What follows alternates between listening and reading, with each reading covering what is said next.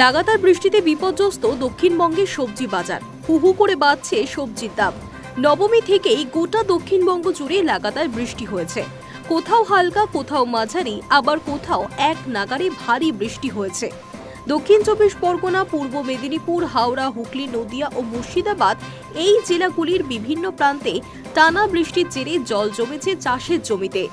বিশেষত সবজি চাষের ক্ষেতগুলিতে ব্যাপক ক্ষতি হয়েছে ফসলের। কৃষকরা জানিয়েছেন, এমন অবস্থায় অনেক ক্ষেতেই পচে গেছে কচি গাছ, নষ্ট হয়েছে ফুলকপি, বাঁধাকপি, পটল ও বেগুনের চারা। ফলে উৎসবের পর থেকেই সবজি বাজারে দেখা দিয়েছে অস্বাভাবিক মূল্য বৃদ্ধি। ইতিমধ্যেই কার্তিক মাস পড়ে গিয়েছে। সাধারণত এই সময় গ্রামে গঞ্জে শীতকালীন শাকসবজি যেমন বাঁধাকপি, ফুলকপি, মূলো, পালং শাক ইত্যাদি সহজলভ্য হয়ে পড়ে। দামও থাকে মধ্যবিত্তের নাগালের মধ্যে। কিন্তু এই বছরের চিত্রটা একেবারেই উল্টো। লাগাতার বৃষ্টির জেরে কৃষকরা ঠিকমতো ফসল তুলতে পারেননি। পুজোর সময় আড়তগুলিতে সবজির যোগান কমে যাওয়ায় এখনো পর্যন্ত সেভাবে বাজারে নতুন ফসল আসেনি। ফলত খুচরো বাজারে হু হু করে বেড়ে চলেছে সবজির দাম।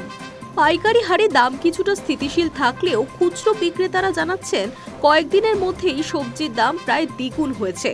বাজারে আলু বিক্রি হচ্ছে কেজি প্রতি 30 থেকে 40 টাকায়, বেগুন 120 টাকায়, ফুলকপি 130 টাকায়, বাঁধাকপি 60 টাকা, ঢেঁড়স 70 টাকা, পটল 50 টাকা, ঝিঙে 60 টাকা, চাল কুমড়ো 50 টাকা এবং পালং শাক 100 টাকা কেজি দরে ছিল। 10 টাকা 20 টাকা কিলো কম ছিল, এখন বেড়ে গেছে আরো বেশি, 30 টাকা 40 টাকা দাম বেশি।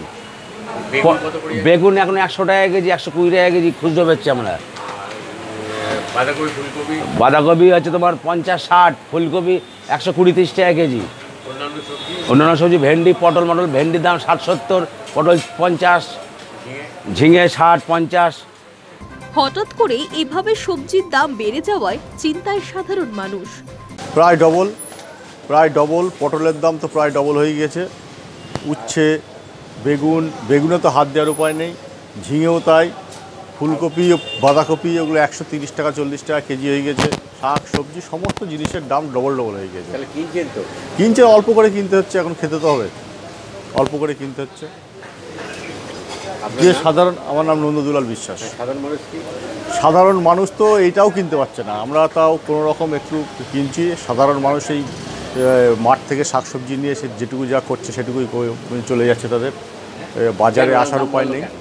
দাম বাড়লো, বৃষ্টিতে সব ফুল নষ্ট হয়ে গেছে, সেসব জন্যই এইসব আমদানি করতে হচ্ছে।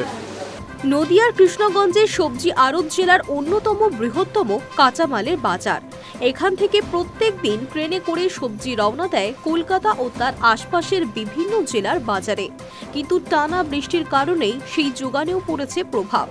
অনেক আড়তদারই জানিয়েছেন, কৃষকরা এখন ফসল তুলতে না পারায় আগের মতো পরিমাণে সবজি পাঠানো সম্ভব হচ্ছে না। ফলত পাইকারি বাজারে চাহিদা অনুযায়ী সরবরাহ না থাকায় মধ্যস্থ ভোগীদের উপর নির্ভর করতে হচ্ছে খুচরো ব্যবসায়ীদের, আর সেই কারণেই দাম বেড়ে চলেছে। কৃষক ও ব্যবসায়ী উভয়ই আশাবাদী, যদি আগামী সপ্তাহে আবহাওয়া স্বাভাবিক হয়ে থাকে তবে ধীরে ধীরে বাজারে সরবরাহ বাড়বে এবং দামও কিছুটা কমবে সবজির। কিন্তু আপাতত টানা বৃষ্টির প্রভাবে সাধারণ ক্রেতার পকেটে পড়ছে সবচেয়ে বেশি চাপ। Hi news network.